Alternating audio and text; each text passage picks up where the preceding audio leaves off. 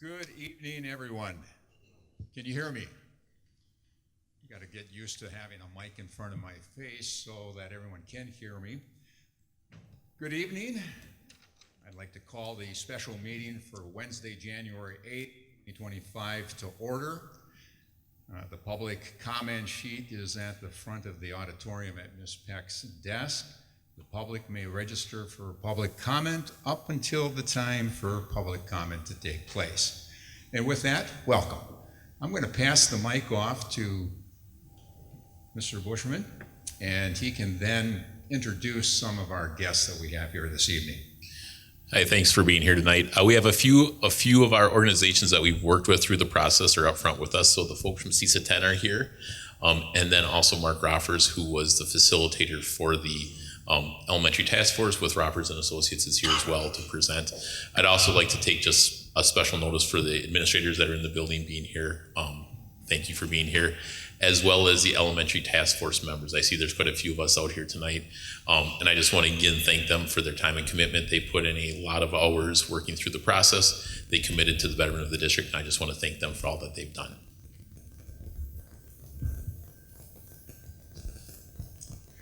And with moving right along, agenda item number 2, update on the elementary task force recommendation. The board will discuss the most recent recommendations from the elementary task force once we have that presentation taking place. So I turn it over.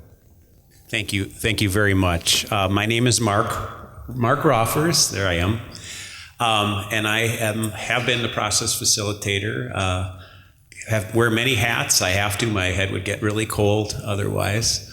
I'm the planner and I would say assistant technician on this project. Many of you know Nick Johnson.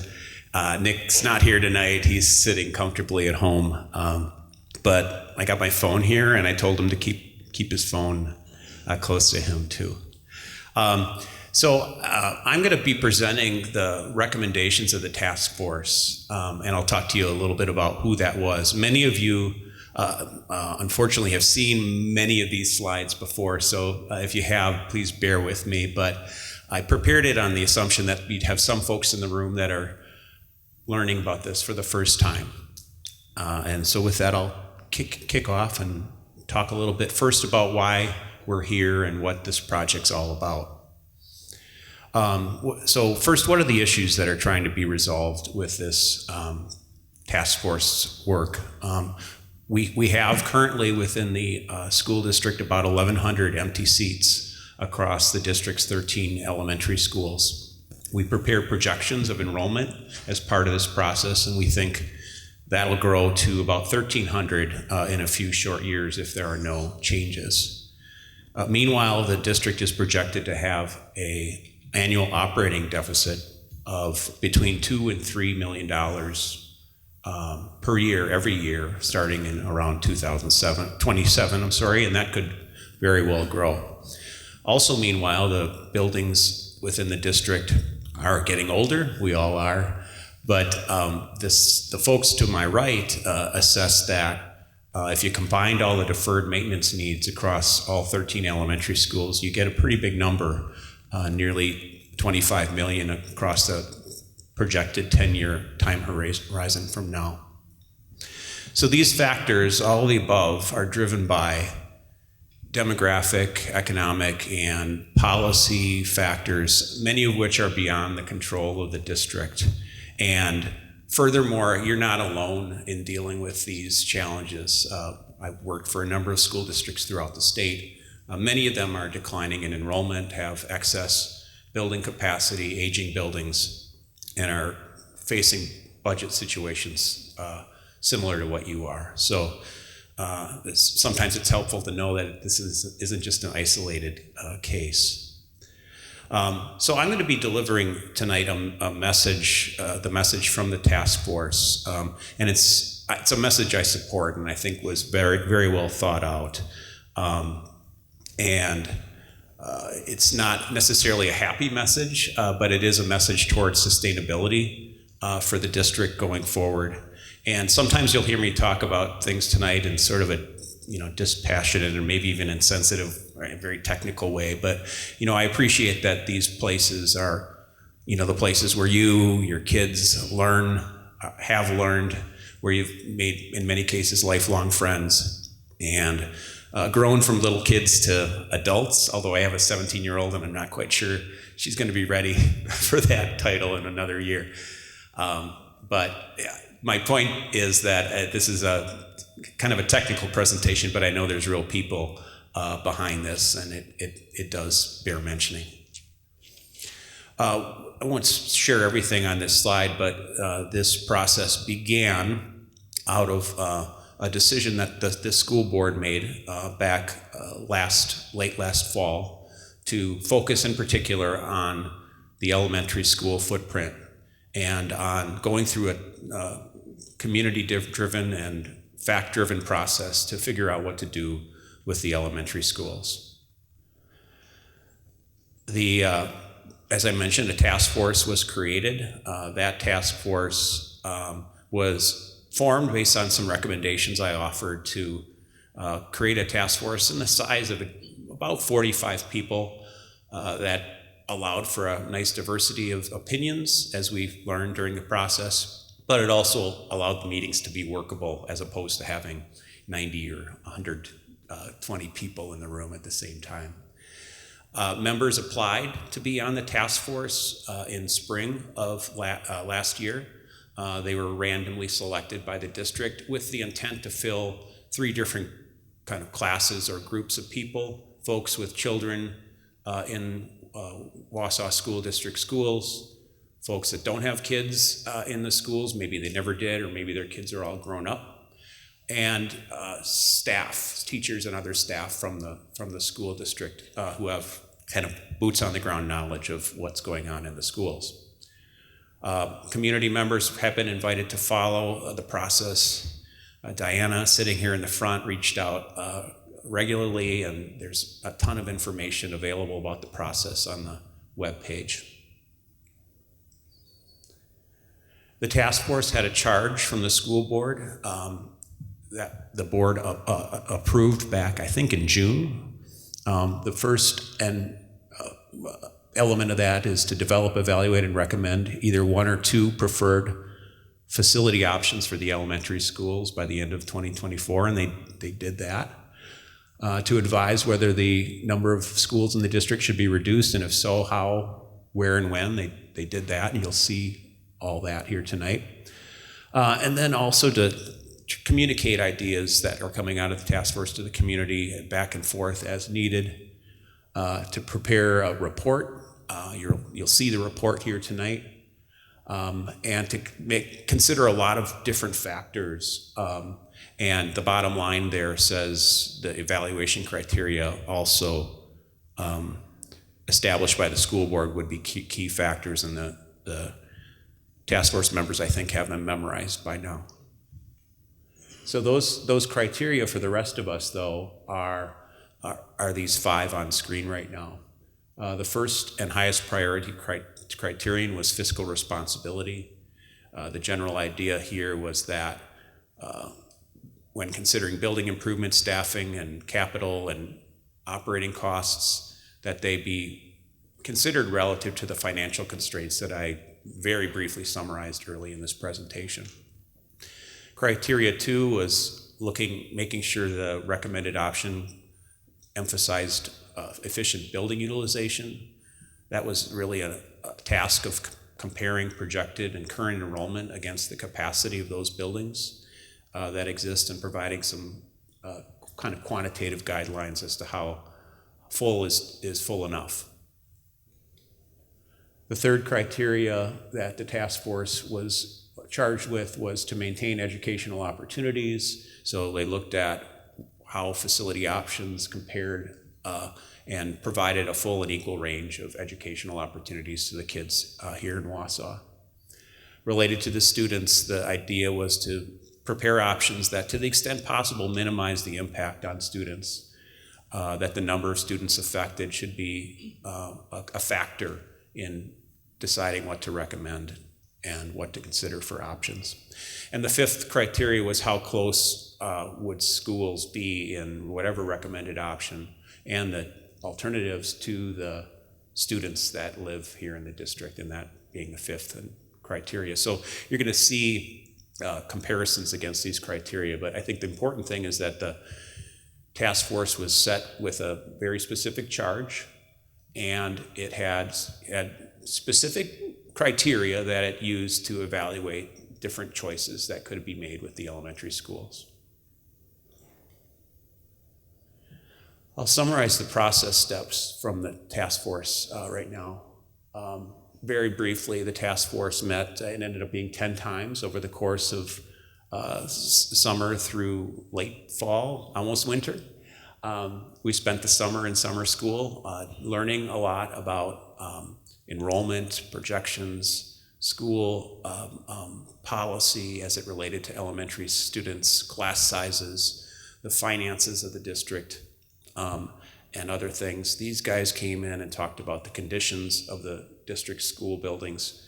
All that helped provide, I hope, an educated task force to help with its task in the fall, which was to understand that those 5 criteria that we just shared and come to some basic agreement on the need to do something. As fall progressed, the task force considered a variety of different options for dealing with the elementary facilities and the excess capacity within them, and eventually came to its recommendation. As I mentioned, the task force met 10 times over that period. We tallied all the hours you met for a solid day of work over that period of time.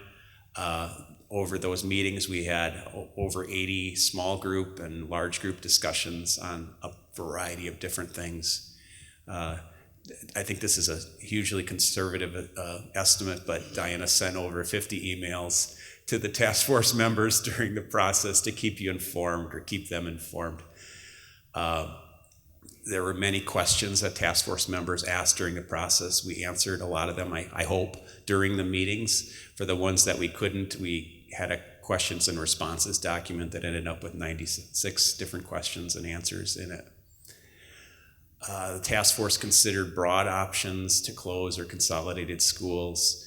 They narrowed down to, in detail, evaluating 10 different facility option consolidations.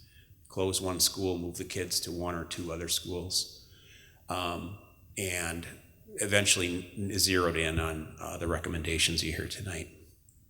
And again, I want to emphasize it was a very thorough process, very open process involving a lot of discussions and back and forth.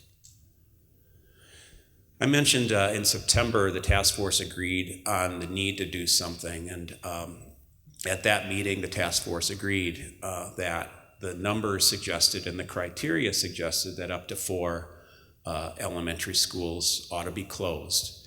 But at that point we were not specific on which schools, so we thought it was important to get some basic understanding of the need before dialing into this school or that school. Then there was a process of narrowing down to which schools to consider for consolidation. At its September 25th meeting, the task force members voted on which schools were either candidates, question marks, or unlikely for potential closure, again based on those criteria that I had up on screen before. And this chart just shows the results of that exercise. Each X represents a vote of a task force member in terms of where to put each of the 13 schools into one of those categories. And that became a starting point for developing different options for consolidation.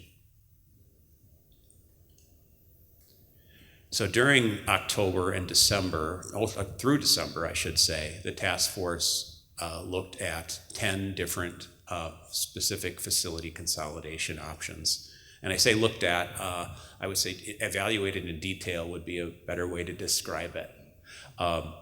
Each option was accompanied by a map that showed a potential attendance area change that would be related to that consolidation option, and what we called a dashboard, which compared the option to each of the 5 criteria. And I fully appreciate you can't see the details on the screen, but if you picked up the handout on your way in, you can see what one of those dashboards look like.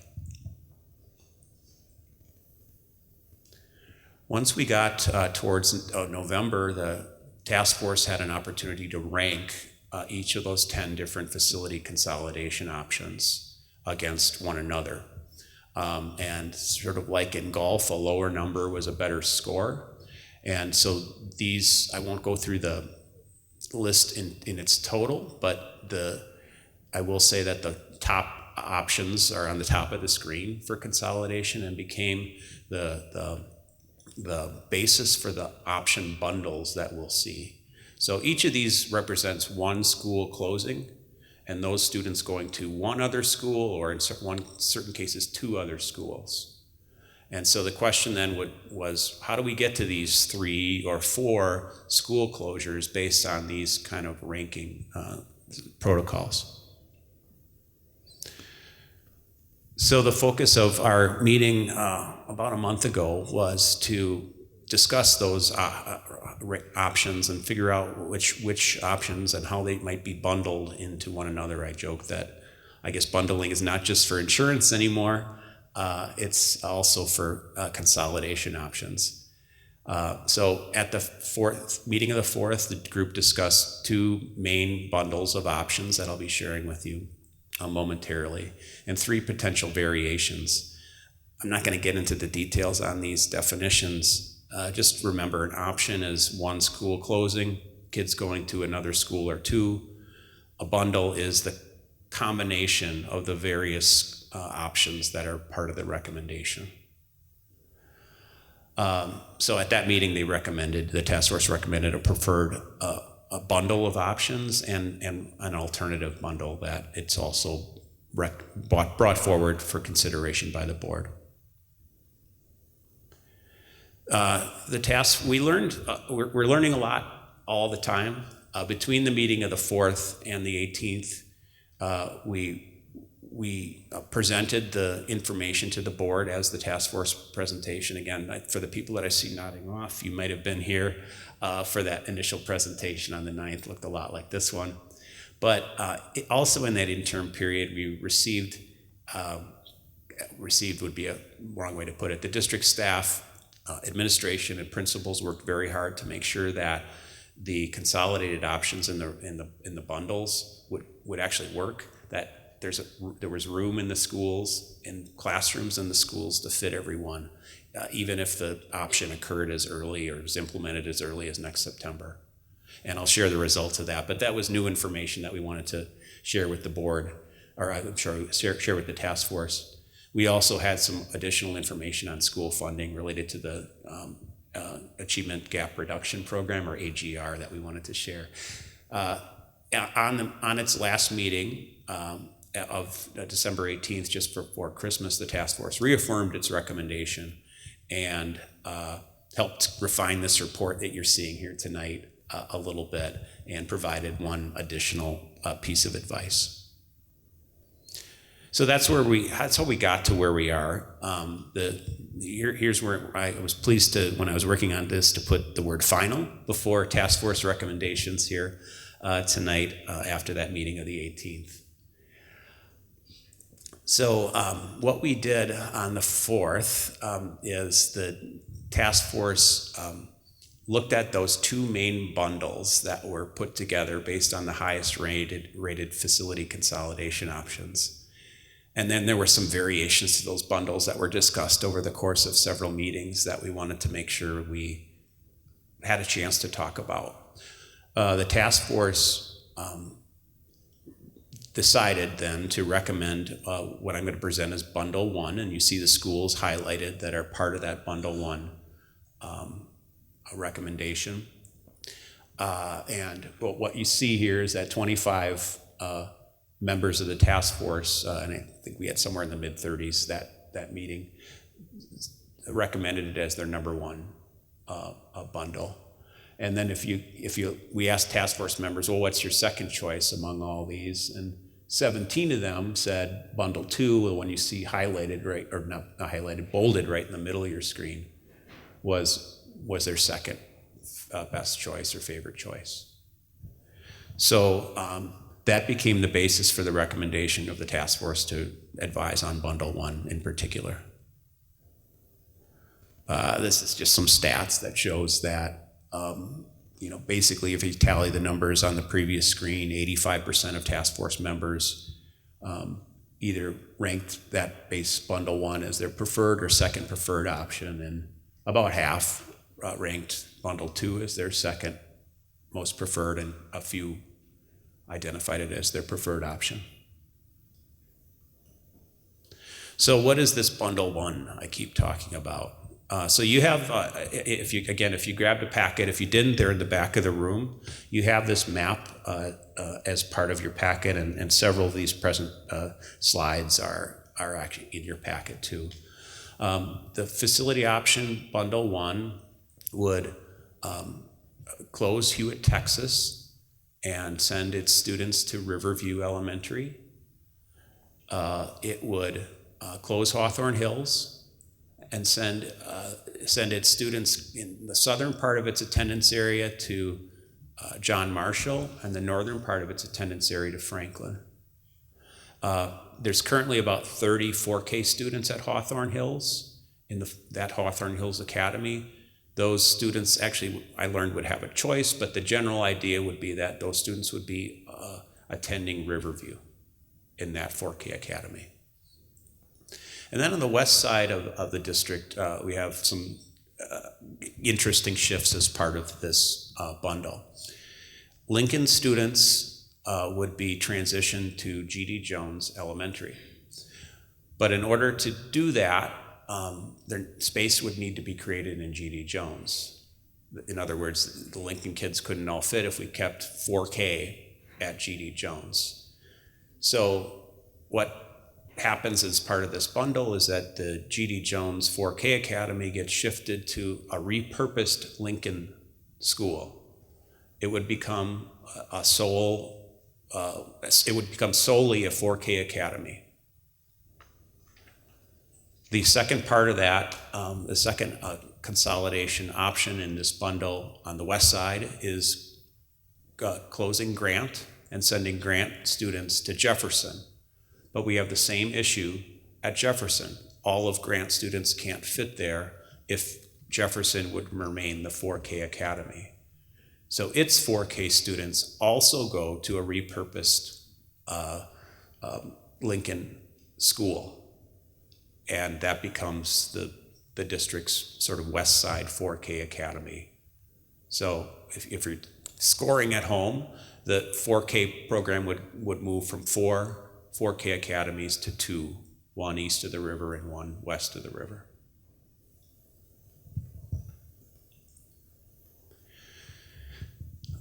So why did the task force end up recommending Bundle 1? And I said this to Nick, my colleague, who's a millennial. I said, this is like Dave Letterman's top 10 list. And he's like, well, who's Dave Letterman and what's the top 10 list? But in any way, some of you know what I'm talking about, others do not. So the task force recommended Bundle 1 because it comprised those top 4 consolidation options. So if you remember that list on a previous slide, those are the top vote getters within that option by a pretty significant margin. The task force viewed Bundle 1 as a comprehensive solution to fill most of those empty seats across elementary schools with certainly some room to spare. It would provide some balance by closing or repurposing 2 east side schools, elementary schools, and 2 west side elementary schools, with the asterisk that one of those west siders would become a 4K academy. The remaining schools, if you look at the map, would be regularly spaced throughout the community. 3 of the 4 consolidation options in that bundle are 1-to-1 consolidations. In other words, all the kids from one school would go with all their friends to one other school. In that option, only about 20% of the elementary schools in the district-wide would change schools. Remember that kind of minimized change to students criteria. The schools that we call receiver schools, the ones that are getting more students, have large population of walking zone students already. That was a factor in why bundle one. Another one that relates to what these guys do for a living to my right is that all schools that would be closed do not have separate gym and cafeteria spaces right now. And all receiver schools do have separate spaces. So that's important for a lot of different things that folks in the room know more about, but scheduling is definitely one of them, and also making sure that kids aren't eating lunch at 10 in the morning. So those are sort of important factors as well. And then the district staff helped evaluate the learning suitability of each of the schools, and within Bundle 1, all receiver schools have what was graded as more suitable learning spaces. We had a suitable, more suitable, and most suitable categories, and all of them fall into the more suitable. And then the final recommendation, getting back to that number one priority, is that there's a priority on cost savings within that Bundle 1. So I'm going to go through Bundle 1. I'm going to start to pick up the pace a little bit because you've seen or you can have access to some of this information as well. So remember, the first criteria was fiscal responsibility. This is a snippet from basically the consolidation of all the dashboards that made up Bundle 1. That bundle would avoid for about $4 million in deferred maintenance costs. In other words, 3 schools would be closed, taken offline. You don't have to fix up stuff in those schools anymore. On an annual basis, this bundle has a projected operating cost reduction, not including buses, of about $400,000 or $500,000 per year. Once 3 years have passed and normal attrition has occurred, this bundle has an annual staff expense reduction of $1.6 to $1.8 million. On the flip side, to a minor degree, there's some loss in AGR funding, state and federal funding, due to some of these shifts, or one of these shifts in this program. There are also more buses. Stands to reason, fewer schools, more kids need to be bused to school. 6 or 7 more buses. 2 receiver schools don't currently have air conditioning. You're going to see part of the recommendation relates to that. Those are Franklin and Marshall. And then there would be some, what I'll call marginal one-time sale possibilities associated with the 3 schools that are no longer needed. Lots of information on this table. I'm going to take you to the bottom line.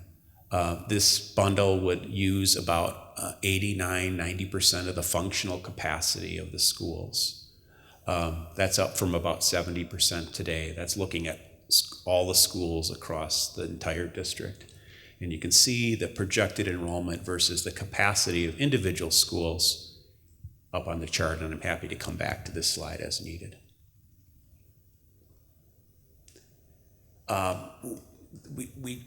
As I mentioned, the district staff and principals got together to confirm the fit of the recommended bundle in December. They looked at floor plans for each of the buildings, counted the classrooms, other suitability spaces for all of those schools that would be receiving additional students. And actually Bundle 1 that I just presented, and Bundle 2 as well. And not just core classes, but specials or encore classes as well. The conclusion was there'd be enough room to fit all projected students at each receiver school in Bundle 1 without having to change the district's class size policy as it exists today. All core and encore classes would fit into full-size classrooms in all the receiver schools. Clearly some adjustments to building functions would be necessary. It's kind of normal human nature and the laws of physics maybe that many of the excess spaces have been put to some kind of use, within the schools over the years. So some programs would need to be shifted to small group spaces. And then the final point on this slide is that given our projected enrollment decreases, it's really the first year is likely to be the hardest year in terms of fit, and as enrollment declines in many of these attendance areas, the fit will be easier over time as well.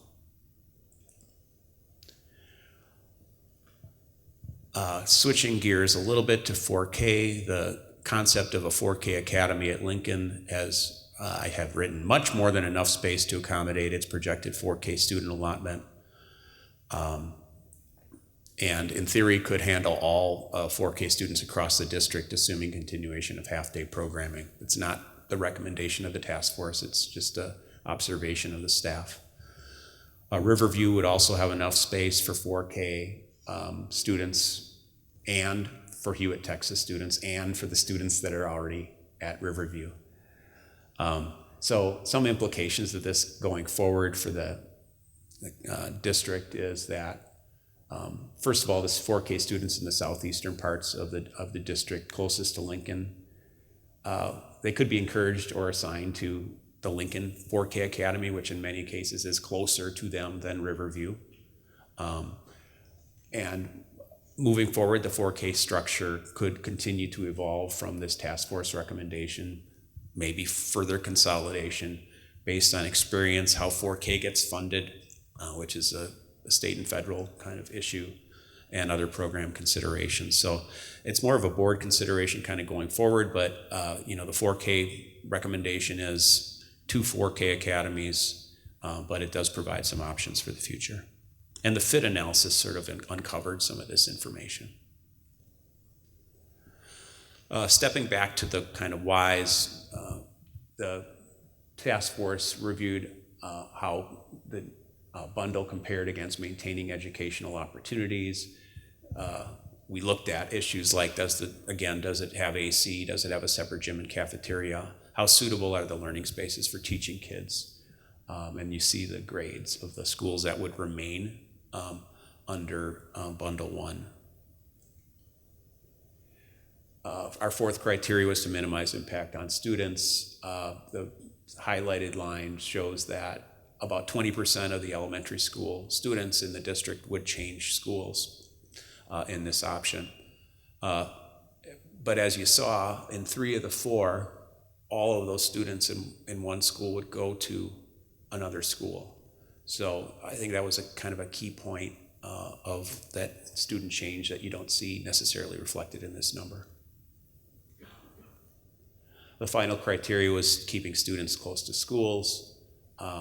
And we had information, we worked with district staff and others to project or predict bus travel times, how many walking zone students we were affecting, and other factors like are there support services in the area like preschool and other wraparound care options. Bundle 2, just as a reminder, maybe I should emphasize this, Bundle 1 was the task force recommended option. Bundle 2 is being brought forward as an alternative, and I'll explain a little bit why it is, but in Bundle 2, you have the first 2 elements are similar to Bundle 1. On the east side, Hewitt, Texas students would shift to Riverview, Hawthorne Hills would shift to John Marshall or Franklin, with the 4K Academy being consolidated at Riverview. The west side aspect is different in Bundle 2. In Bundle 2, Grant still closes, just like Bundle 1, but its students get shifted to Jefferson and Lincoln, and that's the conclusion of that bundle. There's no change in 4K on the west side in Bundle 2. So why was Bundle 2 forwarded as an alternative? First, it represents a more modest incremental solution than Bundle 1.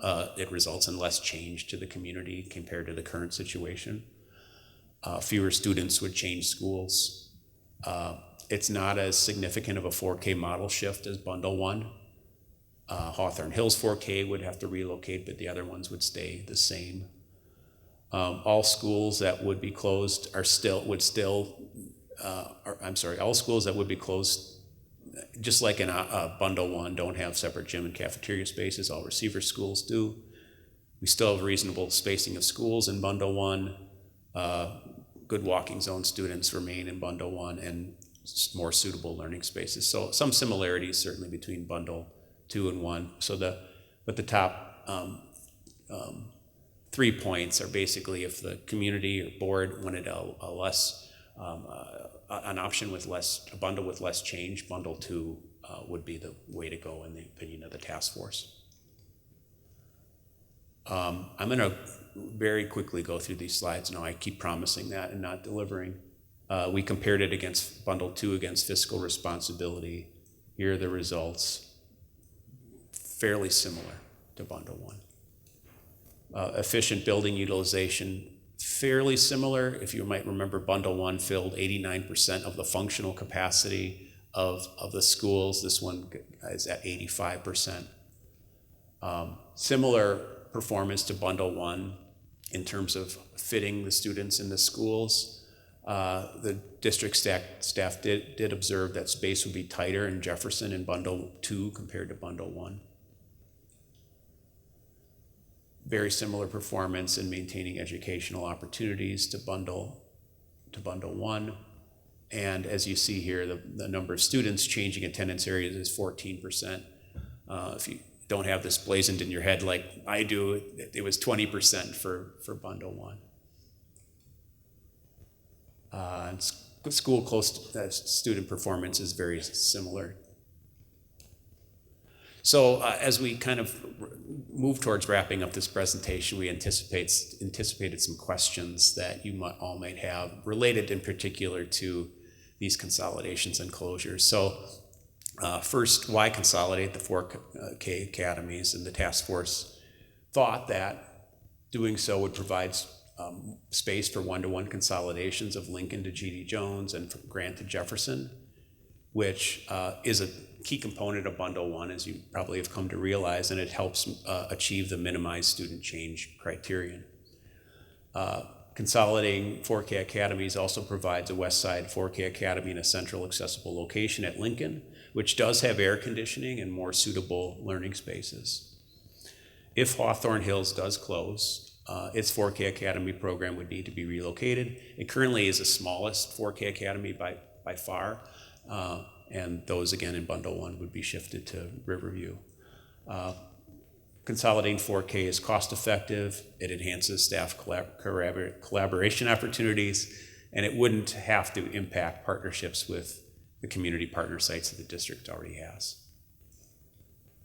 Now we'll talk a little bit about the schools that were identified for closure and why each of the schools was considered and recommended for closure. So why Hawthorne Hills? Per the task force, Hawthorne Hills is actually operating at about half capacity. It's the lowest percentage occupancy school in the district right now. And we're projecting a continued decrease in the Hawthorne Hills attendance area and enrollment. It has fewer walkers than John Marshall and most other schools that are in the city of Wausau. And that's in part because of its geographic location. There's no students southeast, few in the northeast of Hawthorne because of different school district and geographic constraints. Hawthorne Hills has one road in and out. It presents some challenges, especially if there was a different alternative that shifted more students to Hawthorne Hills. It does not have a separate gym or cafeteria. That presents challenges. Again, if there were an alternative option that actually pushed more students to Hawthorne Hills, that challenge would grow.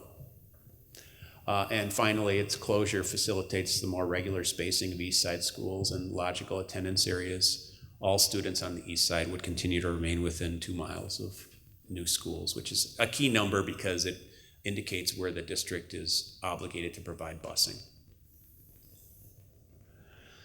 Why close Hewitt, Texas? So the task force felt that this was appropriate to recommend because it has the lowest student enrollment by far of all the elementary schools, about 90 kids. That's not projected to change much over the next several years. It's the most remote school in the district. It's close to other school districts, but it doesn't have a lot of open enrollment in from those districts to fill space. All of its students have to be bused. There's no walking zone for Hewitt, Texas. That has implications for finances, certainly, and also just for the ability to get to school easily or not. It has high per student operating costs, higher than most elementary schools, probably connected to its number of students it educates. It doesn't have a separate gym or cafeteria. It has a lower educational space suitability than other school buildings. Its low enrollment allowed for fairly easy consolidation with another school, that being Riverview. And finally, as this should more be an asterisk than anything, the task force acknowledged the need to relocate Red Granite if Hewitt, Texas closes and the building is in fact identified for sale.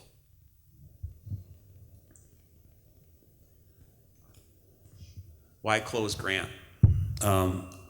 Per the task force, Grant is another school that doesn't have a separate gym or cafeteria.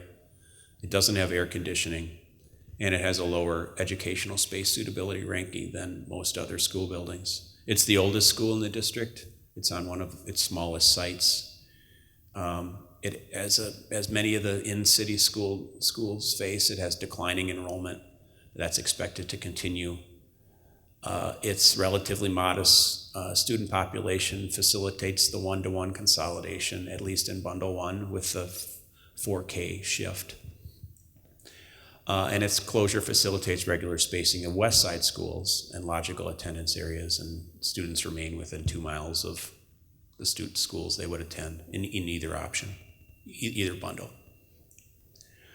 So that's the kind of information that I kind of remind you of, that I appreciate that these are real spaces and people that are affected, but we also thought it was important to explain sort of the rationale relative to the objective criteria for why those schools were identified for closure. The task force got into a lot of other topics. Most of them were relative to their charge. As part of that, it provided some other recommendations. It recommended that Rib Mountain, it had recommendations related to Rib Mountain School and South Mountain. I've heard some people refer to Rib Mountain School as North Mountain. So there were different consolidation options that involved Rib Mountain and Rib Mountain closing during this process. They were not among the most highly ranked options, in part because a one-to-one consolidation option, sending all Rib Mountain or North Mountain kids to South Mountain, wouldn't work without adding classrooms to South Mountain. And furthermore, South Mountain is a school that doesn't currently have separate cafeteria and gym spaces. So the district may want to add a new cafeteria as part of any option that consolidated Rib into South.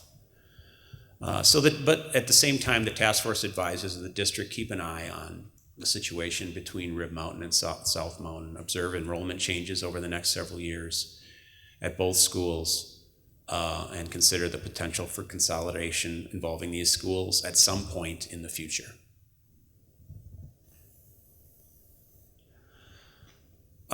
Regarding existing buildings, the task force advises that the district address as many of the 10-year deferred maintenance items in the CISA 10 facilities assessment as possible, both at those schools that would be receiving additional students and those schools that would not, but would remain part of the district's inventory of elementary schools.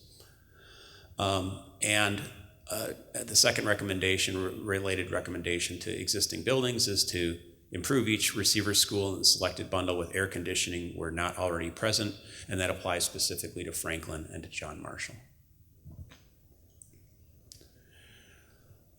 We talked a lot about attendance areas during the process. There were a lot of maps shifted back or forth.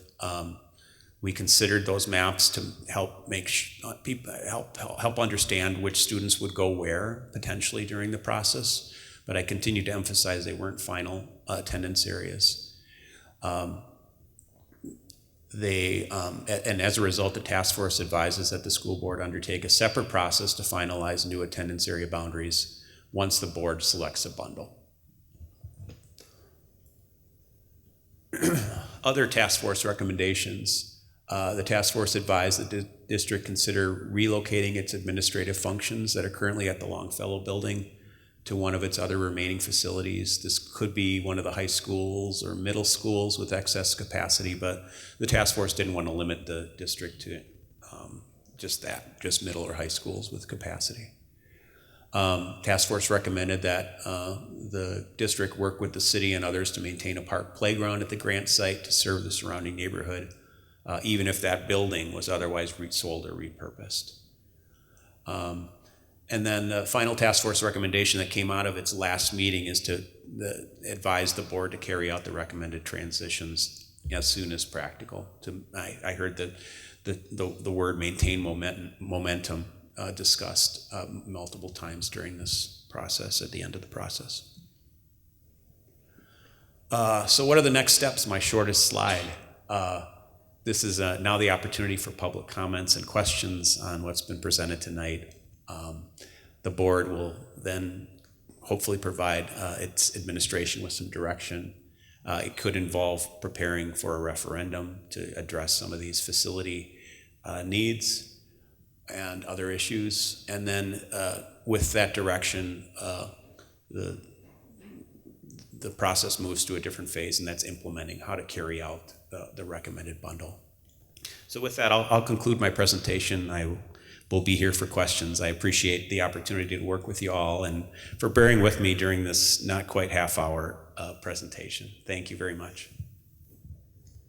Thank you. I appreciate that. At this time, tell me, is this working? Okay, thank you.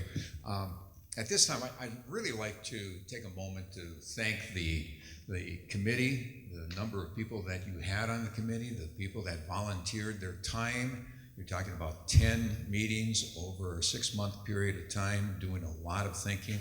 I don't want to embarrass anyone by having the committee members stand up or anything like that. I don't want to do that at this point in time, but I want to make sure that you understand we greatly appreciate all the time that you have put into this. This is what we've been looking for as a board, a third party identification of what's going on in our district versus the board and the administration making decisions to move forward with consolidation.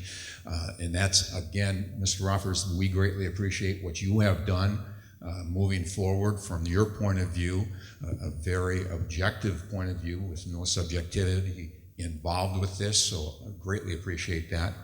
I also would like, and if I'm okay with this, speaking for the board, to thank the administration for putting the time into this as well, because there's going to be a lot more work going forward, but it's work worth doing. And when I take a look at this from the taxpayer's point of view, we need to look at this. We can't just look at things emotionally. We have to look at it literally and what's going to be beneficial for our students, number one. Number two, our parents and families. Number three, the taxpayers who are going to support this as we move forward. We have to think about all of those people involved with this. These are tough decisions. Nobody likes looking at great change like this, but it has to happen. Life doesn't stay the same. I've been a change agent throughout my educational career professionally. I've enjoyed change. You have to take a look at change as being something that is going to be a new challenge, a new opportunity, and move forward with it versus, I don't want to do that. That doesn't work. That becomes an obstacle for many people that would like to do that. This is not something that we all want to do. But if you know the history of Wausau, if you know the history going back to when we had one high school, when we had a lot of people in this area, when we were the largest district north of Highway 22, we were huge at one time. We're not that huge district that we were once before. And so consequently, the change has happened for us. Things have been moved and weighted, and let's do that tomorrow. Let's not do it today. Let's continue to move it down the road. And I don't like to use platitudes of kicking it down the road and all that kind of stuff, because that kind of lightens it up, and this is not a light subject. But at the same time, we need to do this. And I hope people hear what we're talking about, because at this point in time, I'd like to thank Ms. White for all of her work and putting all this information together so that the community knows what's going on. That's tough. Ms. White, I greatly appreciate that, getting the communication out there. I've had this discussion even in my own house, and the fact that, well, what is going on? I said, wait a minute. We've been talking about this, and I'm talking about two retired people. I'm talking about the fact that we need to take a look at these things. Sometimes you have to go out and find information. You can't just have it hit you in the face. And we have to encourage our community to go and take a look at the information that's already out there. The coverage we've received from Channel 7, Channel 9, the newspapers in our community, they've been putting all that information out there. Nobody can say they have not been communicated with. You go to our website and you're inundated with communication, but then you have to read it. Communication's a two-way road. Get the information out, but then you have to receive it. If you refuse to receive it, that becomes a problem. That's a miscommunication down the road. So I don't want to lecture anyone here, but being an English teacher for many years and teaching communications in the classroom, I think it's very important that we talk about that. I also, because I'm a historian, I like to talk about the history of our community. This has been a tremendous community for my family, my children, for me. It's a wonderful place to be, but change happens. So with that, I want to thank everybody with that little soliloquy. Shakespeare would be very proud of what I just did. But over and above that, the seriousness of this called for it. We need to be aware of it. So with that, now it's the community's opportunity to talk to the board. Do we have anybody that is signed up to talk to the board? Just to make sure we don't miss anybody, so let's get that. And if there is anybody else that would like to speak to the board, I would suggest you come up right now to do that so that your voice is heard. And we will go by our practice in the past. You get 3 minutes, and Ms. Peck will identify the timeline, and at that point, we will listen to you. So with that, I turn it over to you. All right. So Please identify your name, your address. I almost forgot that. I should have written that one down, but I think we're okay. Yeah, I'll give you time. I won't expect you to jump off the stage.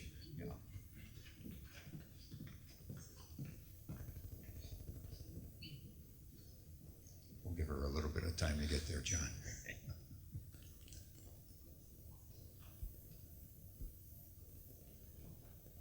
No pressure, Ms. Peck, no pressure. You don't want the heart rate to go up. All right, with that. Mr. Huntington, go All ahead. right, my name's John Huntington, born and raised in Wausau, graduated Wausau East. As Mr. Boucher said, he was an English teacher. I can contest to that. Sat in his class back in the early 90s. And change, right? I mean, I sat through, and Mark and Nick did a great job with the task force, but as it completed this in December, I'm like, this isn't enough, I don't think. I mean, and I do the numbers, and 3,200 students, and you divide that by 20 students per classroom, you get to more like 6 district schools, not 9 yet. So I don't know if this is a Band-Aid. I'm just concerned from coming out of the task force that we're gonna be having this conversation in 4 or 5 years if we just do the minimal schools.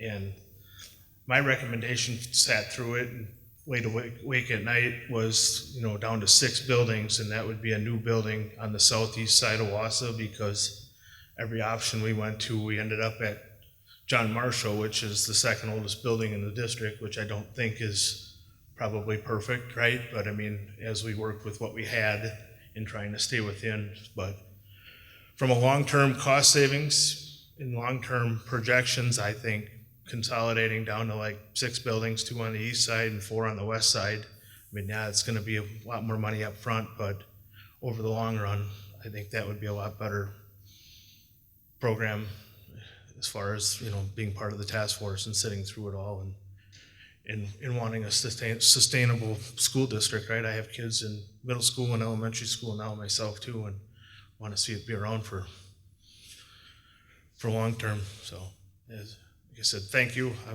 After sitting through the meeting, I wanted to just voice that before you guys made a recommendation so. Thanks. Thank you, John. We all change, don't we? I'll have to look 3 more times. All right. With that, John was the only person that had signed up. I'm going to turn it over to the board here to take some time to discuss what you have heard. I will start right. Jennifer, you're at my right if I... Sure. Can we go back to the slide that lists the... To use your mic on this. There you go. Can we go back to the slide that shows the projected enrollment?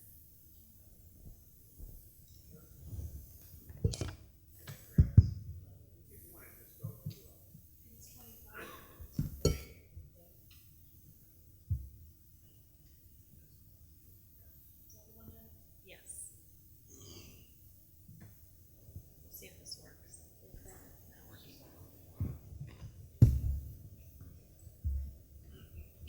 Thank you. I think it's just really important to point out the numbers on here, and I don't know if maybe Mark, you want to go over a little bit more, just showing what projected enrollment is between 2027 and 2035. I think that's a really important point.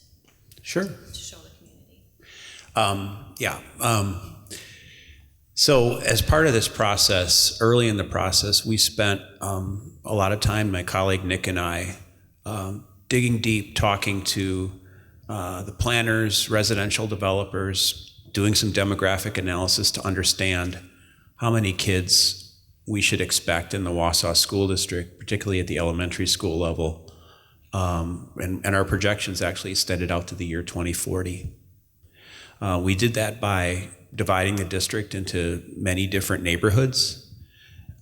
Those neighborhoods initially got assigned to the schools that those kids go to today, but the task force then was able to use that to say, well, what if we moved neighborhood 55 to a different school? How would those projections look if we did that? So we were able to do that during the course of the process. And then ultimately,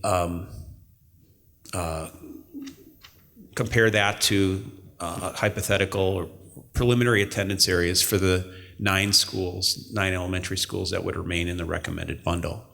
And so the projected enrollment numbers that you see here up on screen were a short-term projection. 2027 was the year we picked. We don't have a 2025 or a 2026 projection. And then a 2035 projection, which I think we all felt was kind of the right balance between mid and long-term. 2040 gets awful hazy, even for a planner. And so what you see here is the projected enrollment under these preliminary assumptions for attendance areas. In many cases, they're the current attendance areas for schools that are not changing or receiving more students. And the first number is projected enrollment. So let's pick on Franklin because it's right on top. In this bundle, Franklin would house 272 kids, roughly speaking. I can guarantee you that number won't be right exactly, but it'll be close. And then because the attendance area for Franklin is projected to decline in enrollment, that number goes down as you go over time. Building capacity it's presented as a range. The lower end of the range, so the 301 number for Franklin, represents its capacity if 90% of all its space was filled. That provides some flexibility. That's the functional capacity. That's what we used as a basis for comparison, more so than that second number, which is the maximal capacity. Filling every classroom, given your class size policy, 22, 23, 24 kids within every classroom. So, going down the line, we compared projected enrollment to capacity. It bears pause on GD Jones and Jefferson because that's where the projected enrollment and capacity are relatively close to one another. So that's what prompted that fit analysis to make sure that we do in fact have space to fit those kids, and it's not just a numbers exercise. And as I presented earlier, the district staff confirmed that even if it was done next year, there would be room within those schools to accommodate the students that would be assigned to them. And that's footnote number one. The other one I'll pause on for a second is Lincoln. Under Bundle 1, Lincoln would, remember, serve as a 4K academy and only a 4K academy. We didn't try to reproject its capacity if it were served as only a half-day 4K academy, but its capacity would almost double because kids are only there half the day. You're able to use the same classroom for morning 4K as you are for afternoon. So that led to the conclusion that we've got, plenty of space in Lincoln to serve as a 4K academy. I'm happy to pause and talk about other schools as well, but that was, I hope, what you were aiming towards.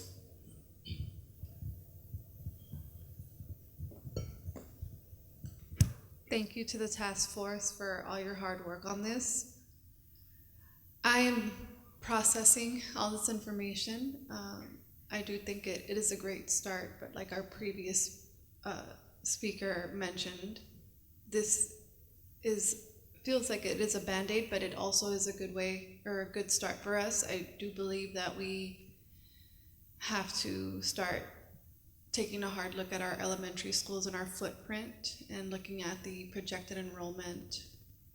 And also, Monday we had a meeting on a referendum question, if we were to put a question on the ballot. And one of our board members brought up a great point that we also need to show that we are being good stewards with our footprint and our funding, and I think that this would be a great way to show that we are taking steps to be good stewards to the community so that they can trust us to pass another referendum. So thank you again for all your hard work on this.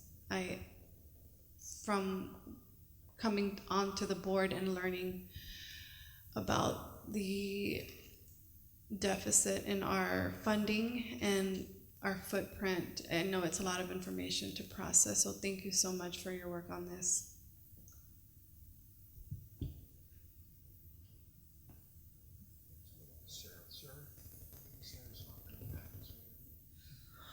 You're just jumping around to scare us and freak us out a little bit, Jim. That's fine.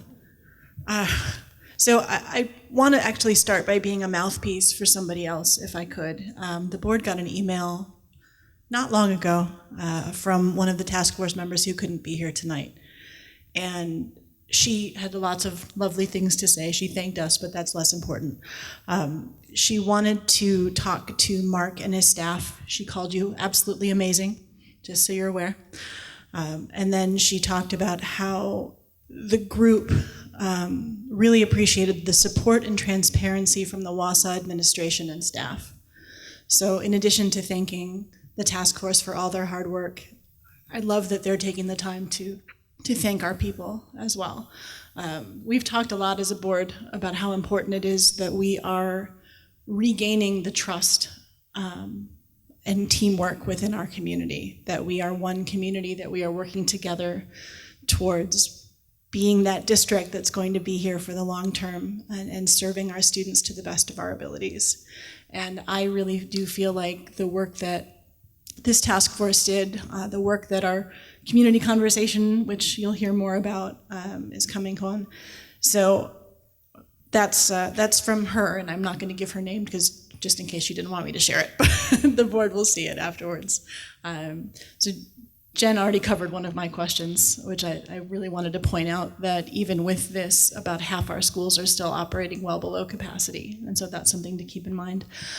I was actually hoping to ask Kale to talk a little bit about two of the things that were mentioned briefly on the slides. One that talked about annual staff reduction and the savings that would come with that specifically after the 3-year attrition. I think providing a little bit more information about what will happen with our staff going forward. I think that's something that our staff and our community are going to be very interested in. As well as they made the point that staff collaboration opportunities would be increased by doing this. And I think a little more clarity of that would be useful for all of us too, if you're comfortable speaking to that. Yep. So we talked several times during the task force that you get caught up looking into the numbers and the deficits and the dollars and all those things, and we forget that at the other side of that screen are students and teachers and families. So these are big things to discuss. And one of the things that we're hoping to get into the buildings to talk to our staff, especially with the schools that are talked about being moved, because one of the things they're really concerned about is, am I going to have a job next year? And part of our job is to make sure we're taking care of our people. Now, we know that throughout the years, within 3-4 years, one of the ways that we're going to save money is by being a right-sized district, so we're not bloated with staff, that we have the right amount of people in the right spaces, but we need to work towards that. And one of the things that we're very cognizant of is the attrition rate that the district currently experiences. Each year, we're seeing turnover of people and trying to find new folks. So that large amount of attrition allows us to save people and move from where we're at right now to a place where we're right-sized within the next couple of years, while taking care of our current employees to make sure that they're in a good place. So that's one of the things that we're really, the struggle is, will we be a smaller district in a few years? The answer is yes. We'll be very mindful of getting the efficiencies to get from where we're at to where we're going to be, and making sure we're taking care of our people along the way. The other thing that's really an interesting benefit of the consolidation is, in a lot of the places where you may have multiple pupil services staff, you now have counselors that are able to work together and collaborate on how to best make practices, and you also have an opportunity for people to specialize in specific areas to become much stronger, which is only going to benefit our students. So while those are, that's not the reason we're doing this, but it's certainly a silver lining in the cloud as we move forward. Did I answer your question?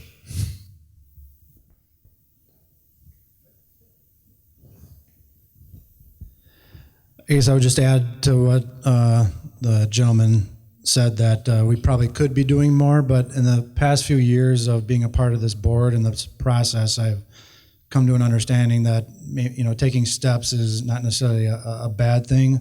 I liken this to climbing a mountain, which some in this room know I do on my spare time.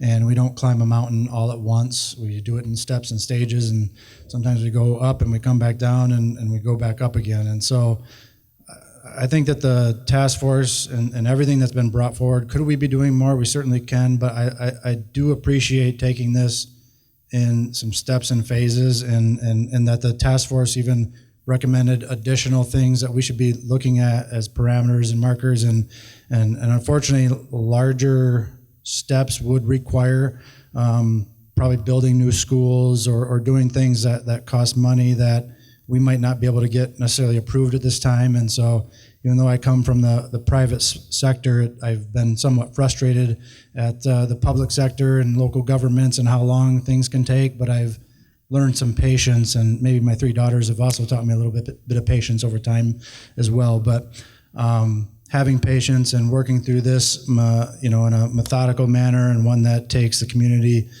into account, and the students and the staff and the families that are involved, I think is a step in the right direction. Could we be doing more? I think we could be, but I really do appreciate all the information that's been brought forward. And it's unfortunate that we're in this situation. But Mark, you talked about how and why, and that we're not the only district in this state. We're not the only district in this nation that is dealing with this. This is a demographic issue. It's families aren't having as many kids as they were 15, 20 years ago. And that we don't have a large influx of population into this community amongst, demographic shift within our own community and how large we are. So there's a lot of variables at play.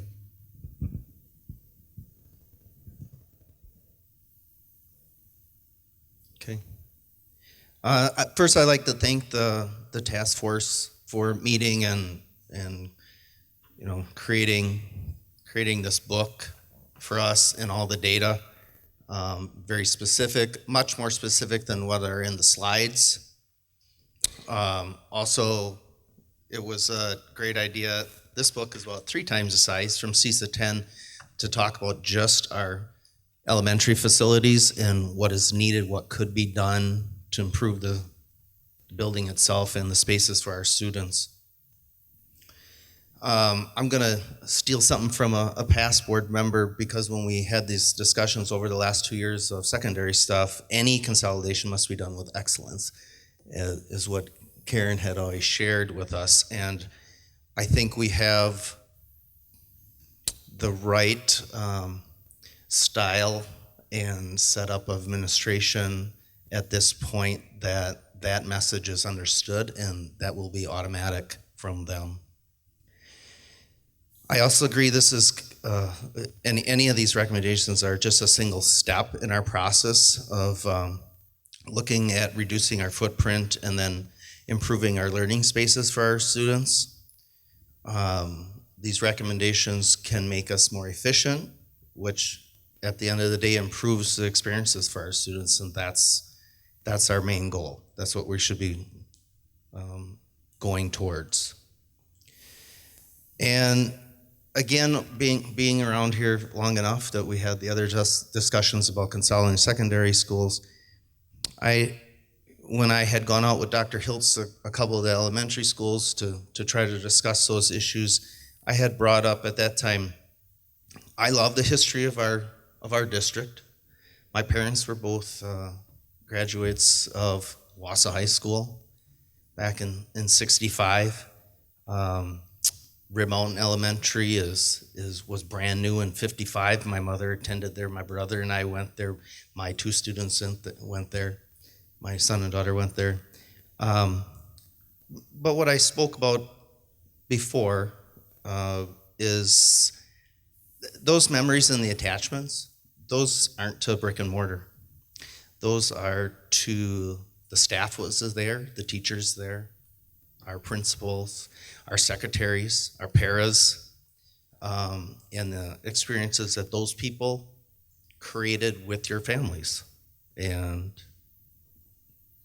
that part doesn't change. And you could have had those experiences in any of our buildings, simply from the standpoint that we have so many great teachers that care about our students and create those experiences. So Monday evening, Josh shared with us some new projections for our 5-year budgets. They look a little more dismal than the ones we were taking a look at back in October. So if we choose to continue moving forward in the exact same way we have been for the past 20 years, that doesn't make financial sense.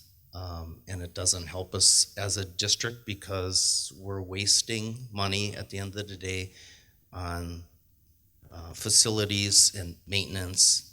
And again, that money should be going as much as possible to our students.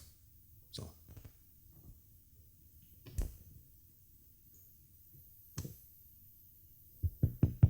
All right, is this thing on? Hello? Am I here?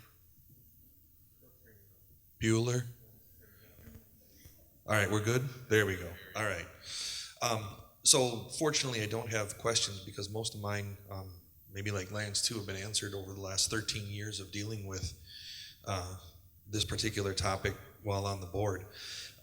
One comment I want to make, not only to thank the task force, but from the feedback that I heard, one of the key differences with this group of individuals versus some of the previous groups, or at least the dynamics of those groups, is that this group welcomed dissenting opinions. And this group looked at things objectively and not only welcomed the dissenting opinion, but encouraged it to ensure that there was a broad spectrum, really a complete spectrum of all the issue, or all the components of issues that were brought up.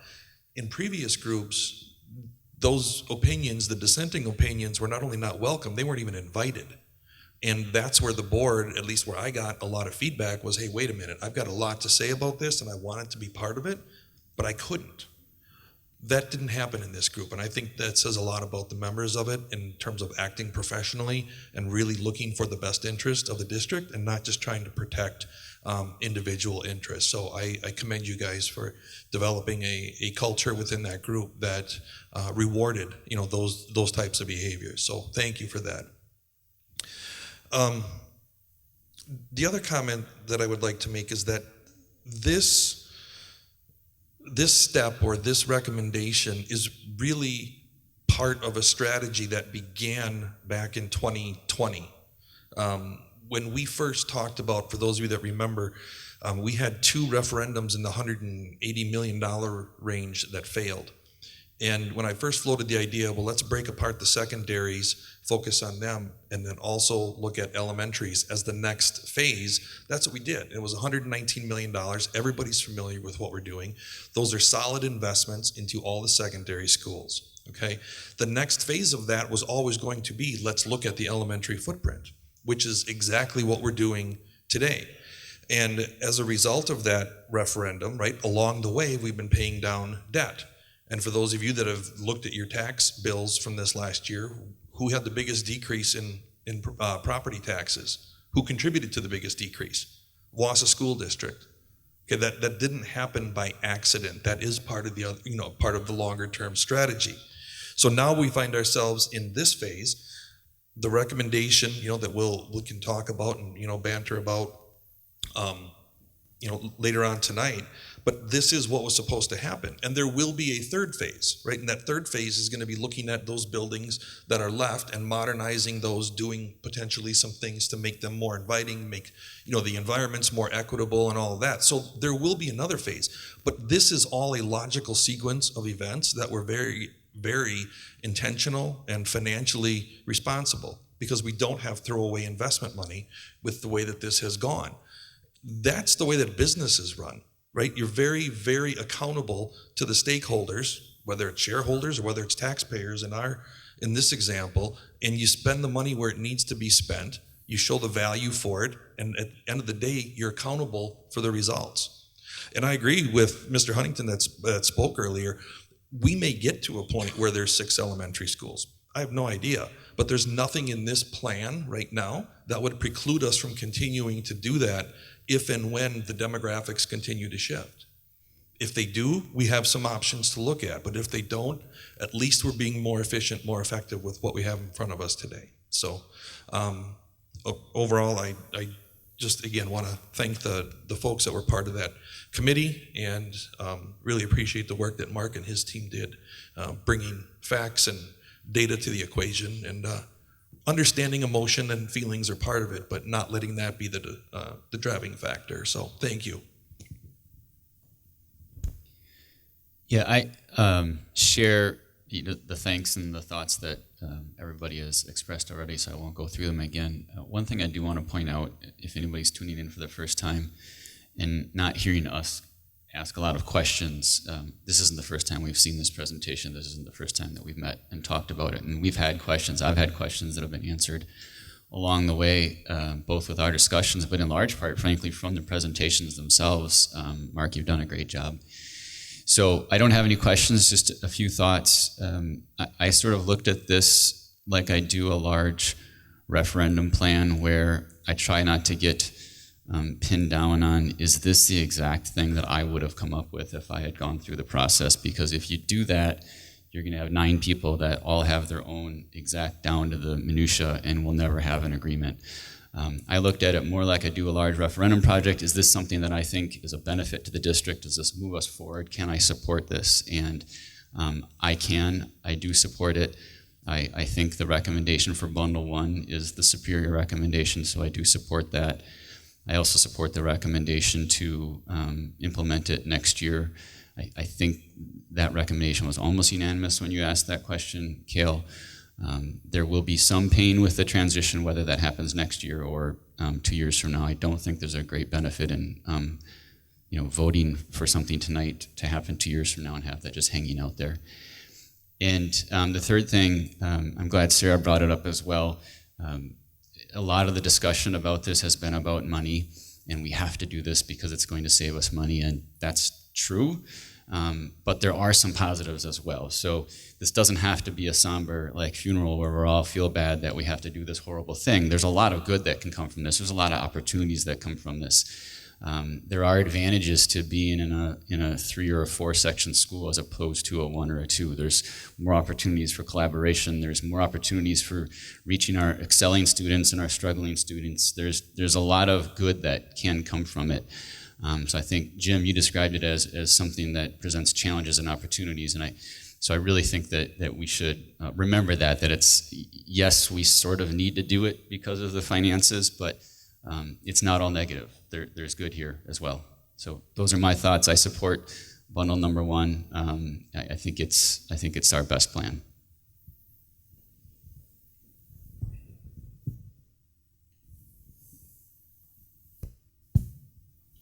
Are we on back there? There we go. Thank you. So you've heard from the board and the comments that they have. We've also heard from community members throughout the last several months pertaining to what we've been discussing. We have a responsibility to our community when it comes to economics and academics for our students. And we need to make sure that we make good choices as we move along. So with that, we have the opportunity for a potential action for this evening. I'm going to just throw out there to the board, because we have not talked about this. My suggestion is that we wait till the regular board meeting on Monday to put this motion forward versus doing it at a special meeting this evening.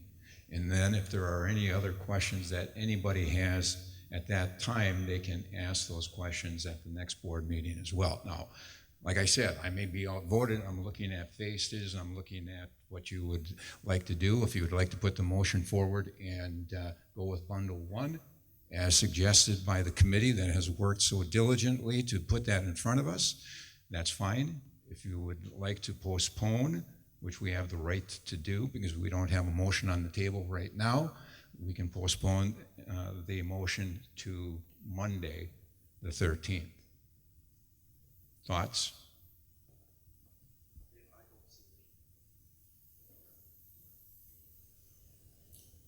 I personally don't see any point in waiting if you want to formalize it on Monday, I guess, but from a board member perspective, I have all the information I need right now, and I certainly think that we've done the communication. I would agree. I only had additional questions about, and it at Lincoln with the 4K, is that really, the question is that facility acceptable? It's easy enough to convert quickly to accommodate handling our 4K kids? That's my only real question that I don't think we've covered in the last, in any of the presentations. I'm giving you an option, so I'm going to turn that over to the administrative team. If you would like to put the motion forward, that's fine. Then we can, actually, the motion will come from the board, and we can go in that, or we can postpone and wait. I've heard from, and I'm seeing heads nod. The question is pertaining to moving forward. Administrative team. I'm comfortable moving forward. Do you have a motion for us written up? If not, I'll propose the motion. I propose the motion to move bundle 1 as proposed by our committee that has worked diligently on this for the past 6 months to put in front of the board. I would move that we approve facility option bundle number 1 to be implemented in the 25-26 school year. I would second that. Any questions? Follow up? All in favor? Aye. Aye. Aye. Opposed? Motion carries. Thank you.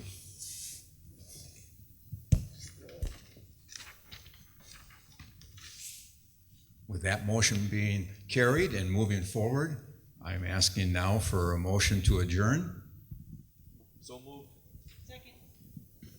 All in favor? Aye. Opposed? Motion carries. Thank you very much, everybody, for being here this evening. We thank you for your input, and we thank you for being patient with our process.